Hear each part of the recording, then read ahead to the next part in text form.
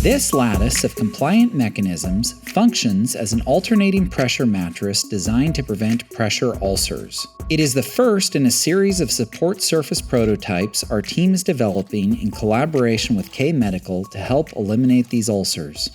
Pressure ulcers, also known as bedsores, pressure injuries, or decubitus ulcers, are localized injuries to the skin or underlying tissue caused by unrelieved pressure, leading to ischemia and tissue necrosis. Although they can develop wherever prolonged pressure is applied, pressure ulcers most commonly affect skin over bony areas such as the sacrum, heel, ischium, elbow, malleolus, trochanter, knee, scapula, and occiput. Pressure ulcers are a serious health concern, causing 60,000 deaths annually. In U.S. acute care facilities alone, 2.5 million cases are treated each year at a cost of $11 billion, exceeded only by the treatment costs of cancer and cardiovascular disease. The standard recommendation for preventing pressure ulcers is to reposition patients every 2 hours to relieve pressure on the skin. This recommendation, however, is both cumbersome and costly, and as a result, is followed only about 66% of the time. Moreover, repositioning the patient can pose injury risks to caregivers, disturb the patient's sleep, and damage their skin due to harmful shearing forces. As a result, pressure ulcer treatment is a frequent subject of litigation, with 87% of lawsuits favoring patients and their families, and settlements ranging from $250,000 to as high as $350 million. To understand why pressure ulcers develop, imagine blood and lymph vessels delivering vital fluids to skin cells. As long as pressure on the skin allows adequate perfusion, the cells remain healthy. However, when sustained pressure exceeds a critical level, blocking these vessels, cells begin to die, leading to ulcer formation. This critical level, known as the occlusion pressure threshold, or OPT, ranges from 20 millimeters of mercury in unusually unhealthy individuals to as high as 40 millimeters of mercury in abnormally healthy individuals, with an average value of around 32 millimeters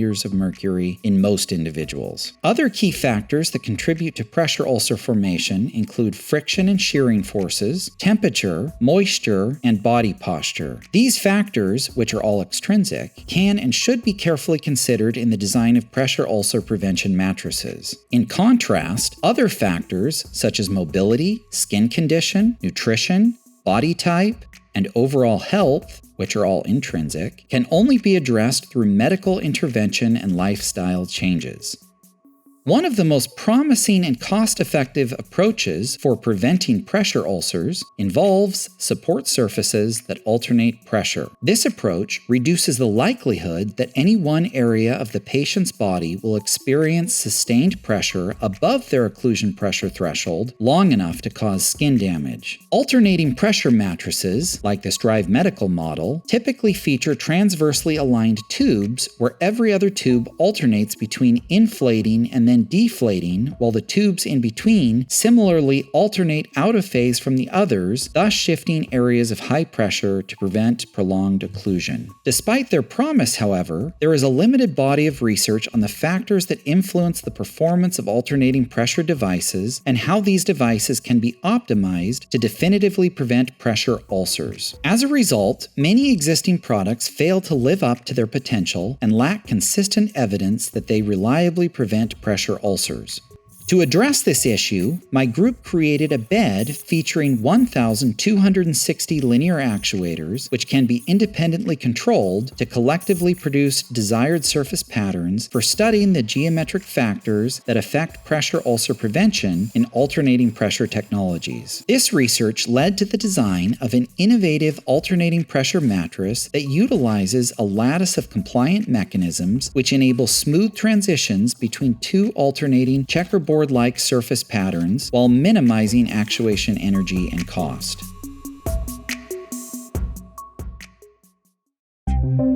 To understand how the mattress works, consider this model of its design. The compliant mechanisms within the structure dynamically shift from one side to the other, alternating between two states of pressure. If we focus on the front panel highlighted orange, we see that the mattress's peaks, represented by red circles, and pits, represented by blue circles, alternate as the mattress translates between its states. When these states are achieved, hard stops engage to prevent further motion. Note that the horizontal distance between the panel's peaks is called the pitch, P, and the vertical distance between the panel's peaks and pits is called the depth, D. When a foam pad is placed on top of the mattress and a patient lies on the pad, this animation illustrates how the front panel applies pressure to the patient as their body is rocked back and forth along with the mattress's top surface. The points of pressure applied under the patient's weight in state 1 and state 2 are shown in purple and green respectively. Note that these points of pressure alternate at every other location along the patient's body.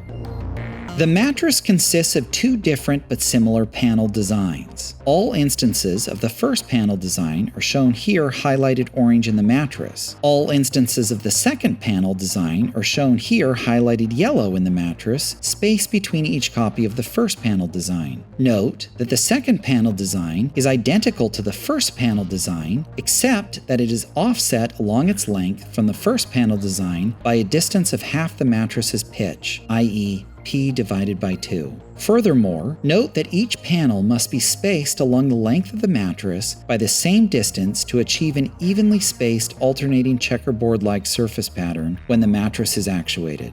To understand why, consider this animation that shows how all the panels collectively apply pressure to the patient as their body rocks back and forth from one state of pressure to the other. Note the alternating checkerboard-like pressure pattern as the peaks become pits and vice versa.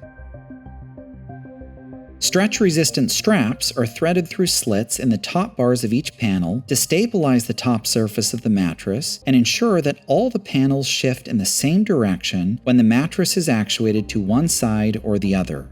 The revolute joints that produce the rotational motions between the rigid bodies within each panel are compliant flexure hinges that deform to achieve their desired degrees of freedom. They consist of pre-bent spring steel shims that are inserted within notches inside the panel's rigid bodies as shown here. The spring steel shims are tear-resistant and can deform over impressively large ranges without yielding. This video shows how the flexure hinges collectively deform within each panel until their hard stops are engaged from one state on one side to the other state on the other side. Given the relatively low stiffness of the flexure hinges, one can imagine that when the mattress is in one of its stable states with a heavy patient lying on top, a significant force would be required to lift both the mattress and patient to a tipping point, beyond which they would suddenly crash into the hard stops on the other side. Thus, to minimize the actuation force needed to transition the mattress between its two states of pressure, and to ensure the patient settles smoothly and gently into each, balancing springs were used. The balancing springs designed for this mattress consist of multiple pre-bent spring steel sheets layered together and secured between two ends, which are designed to press into holes and attach onto posts located on the base and the struts of each panel. Small magnets embedded inside these mating components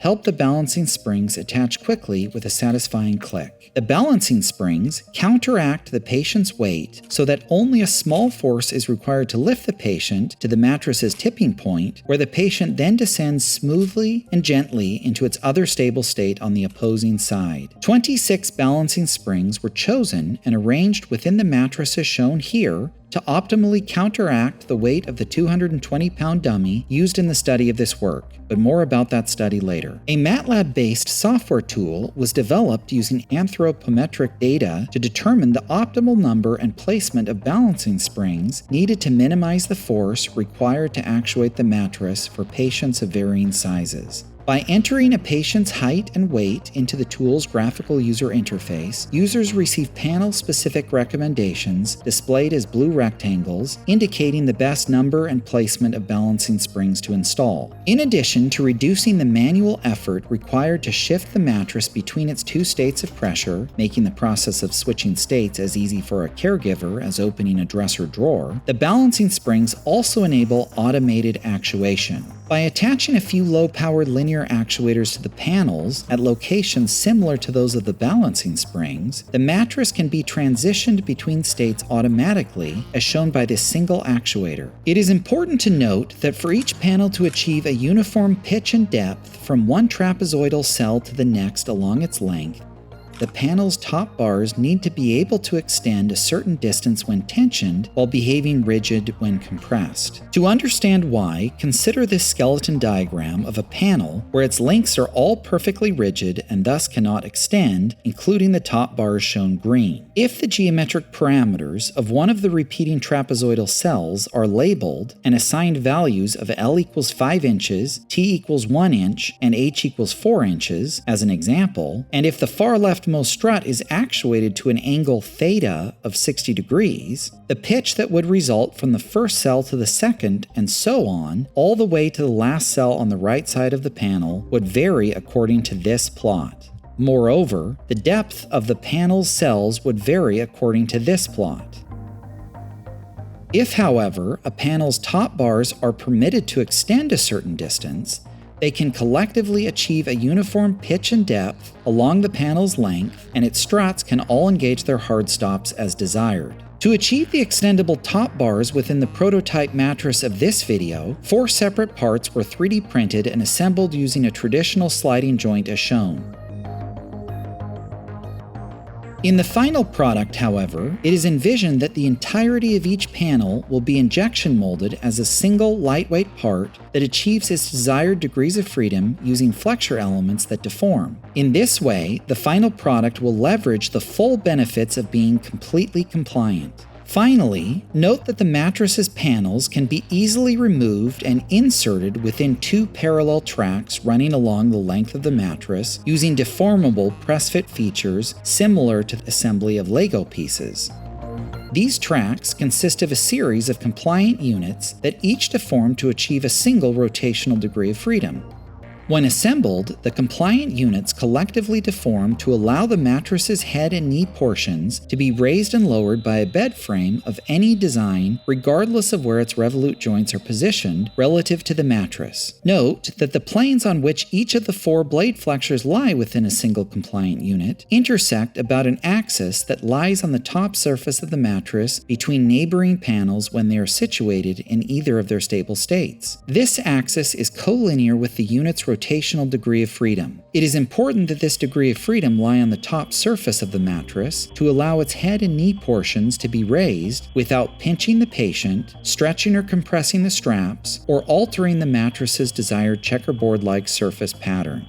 Note that the mattress can still alternate between its 2 states of pressure when its head and knee portions are raised.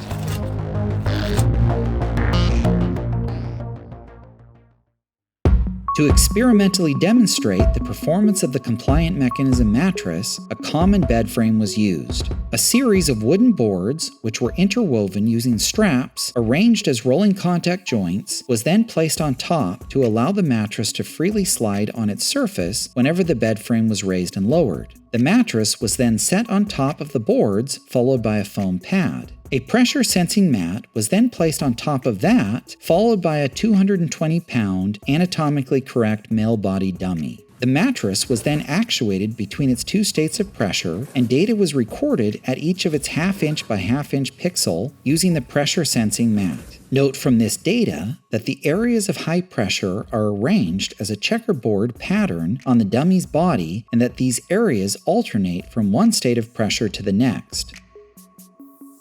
The pressure data is also shown capped at the average occlusion pressure threshold of 32 millimeters of mercury to highlight in dark red which areas would be occluded for the duration of each state on an average person. When it comes to alternating pressure mattresses, however, those areas are not necessarily the locations where pressure ulcers will form, since much of those areas experience pressure relief when the mattress alternates to its next state. The places of concern where pressure ulcers are most likely to occur are those areas that commonly remain occluded at or above the occlusion pressure threshold in both states of pressure. We call the sum of those areas the area of persistent occlusion, or APO. The area of persistent occlusion can be visually seen from the pressure data collected in both states of pressure as these white pixels shown contrasted with black pixels. Those white pixels correspond with the pixels that are dark red in both states of pressure, while the black pixels represent all other pixels which are not persistently occluded. Similar data was collected by picking up and setting the dummy down on the mattress 10 different times at 10 different locations as shown here. This histogram plots the various areas of persistent occlusion measured at the average occlusion pressure threshold of 32 millimeters of mercury for each of those 10 trials. Note that the average area of persistent occlusion measured from all 10 trials is less than a single square inch. These results were compared against a static foam pad by clamping wooden boards to the same bed frame. The foam pad was then placed on top, followed by the pressure sensing mat and the same dummy. Again, pressure data was collected and capped at the average occlusion pressure threshold of 32 millimeters of mercury to highlight in dark red which areas would be persistently occluded on an average person. The dummy was again picked up and set down 10 different times in 10 different locations, and data was collected for all 10 trials as shown here. This histogram plots the various areas of persistent occlusion measured at the average occlusion pressure threshold of 32 millimeters of mercury for each of those 10 trials. Note that the average area of persistent occlusion measured from all 10 trials is almost 25 inches squared. This means that a standard foam pad causes more than 34 times more area of persistent occlusion on average than the compliant mechanism mattress using the same foam pad placed on top. This more comprehensive plot compares the area of persistent occlusion achieved in both scenarios for all occlusion pressure thresholds between the full range of 20 to 40 millimeters of mercury. Note that the solid lines in the plot represent the average values measured from each of the 10 trials, and the shaded regions represent a single standard deviation. It's evident from this plot that the compliant mechanism mattress will consistently achieve significantly less area of persistent occlusion compared to a standard foam pad alone, and will thus dramatically reduce the likelihood of pressure ulcers forming regardless of the patient's occlusion pressure threshold. To determine what effect raising the head and knee portions of the mattress have on the area of persistent occlusion, the mattress was raised to various incline angles and pressure data was collected in both of the mattress's 2 states of pressure.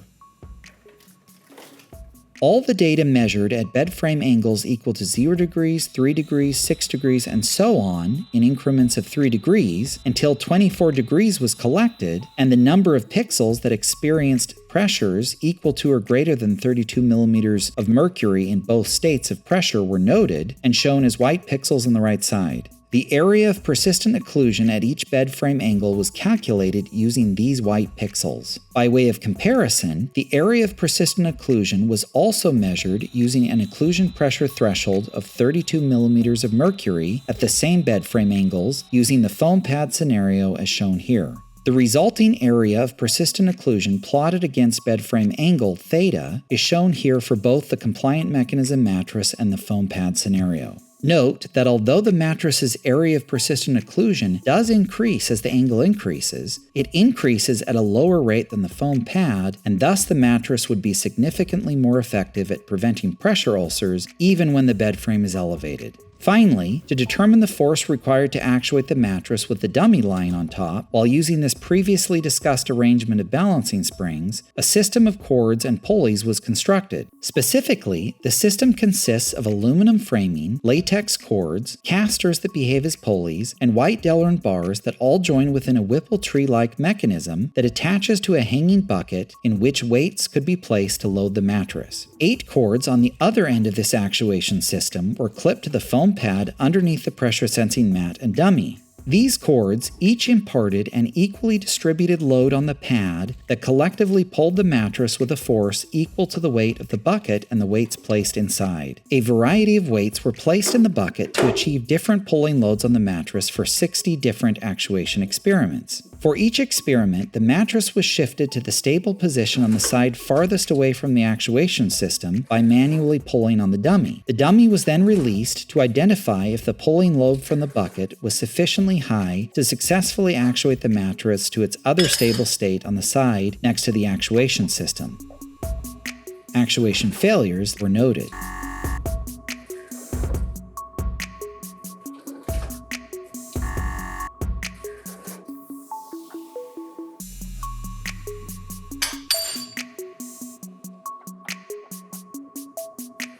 Actuation successes were also noted.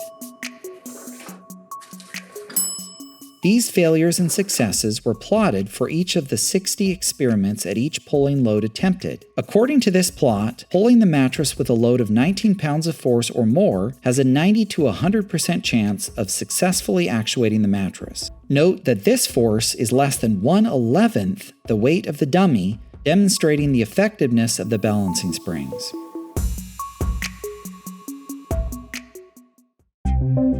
The fact that the compliant mechanism mattress achieves its degrees of freedom using deformable joints instead of the traditional sliding joints of rigid mechanisms is advantageous for many reasons. Firstly, there are much fewer parts to make and assemble when the design is compliant rather than rigid. Thus, the mattress would be much easier to manufacture and would cost significantly less than a rigid version of the same mattress. It would be lighter weight and would be easier to assemble and disassemble with press-fit features, which would enable low-cost packaging, shipping, and setup. A compliant version would exhibit no backlash or slop and would experience less wear and particulate generation. It would result in less friction, jamming, and noise, and would produce results that are more repeatable. A compliant version would be easier to clean and would not provide gaps between its joined bodies where grime and dirt often accumulate in rigid mechanisms. It would manifest smoother, softer, and more comfortable motions and would passively deform to accommodate fabrication and assembly imperfections while cushioning the patient.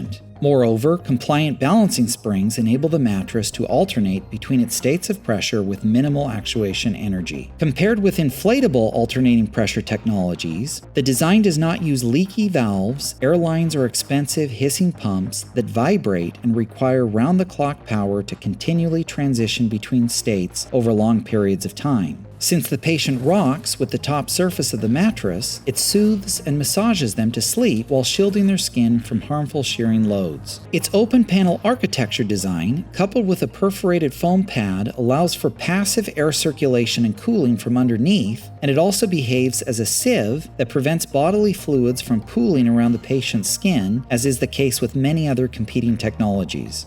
If it becomes soiled or permanently compacted, the low-cost foam pad can be easily replaced without replacing the rest of the mattress. If there is a power outage, the mattress does not deflate and can still operate with the occasional nudge of a caregiver. The mattress cannot be punctured or popped and is always passively firm, thus providing a sufficiently rigid support surface on which CPR or other emergency procedures can be performed. The mattress is always ready to use and does not require preparation time to inflate, as most competitor products require each time they are turned on. And lastly, once the head portion of the mattress is raised up, patients will not slide down its surface due to the traction from the lateral placement of the mattress's panels, so that caregivers don't need to continually lift them back up into the proper posture. The mattress panels were designed using a MATLAB-based, custom-developed software tool which can be downloaded free from my research website. The tool prompts users to enter the desired pitch and depth that they want the mattress to achieve, along with the largest tolerable mattress thickness, among other specifications. Users are then prompted to click a Generate Design button, and if no solutions exist that satisfy the conditions specified, the tool will inform them accordingly. If, however, a solution does exist, the tool will provide the parameters of the resulting solution's trapezoidal cell geometry and will show it animating. The particular pitch and depth used to design the mattress panels prototyped in this work were identified from a study conducted using a bed of 1,260 independently controlled linear actuators as mentioned previously. If you're interested in this study and want to learn what unexpected findings were discovered about preventing pressure ulcers in general, be sure to watch our next video in this series. And if you want to learn more about the mattress presented in this video, be sure to check out our publication in Science Robotics on the topic. Finally, I wish to thank my graduate students, ZD Yang, James Langer Weida, and Siawan Shao, and my collaborator at K-Medical Piyush Sheth for their significant contributions to this work. Please see the complete list of acknowledgements in the description section below. Thanks for watching The Facts of Mechanical Design.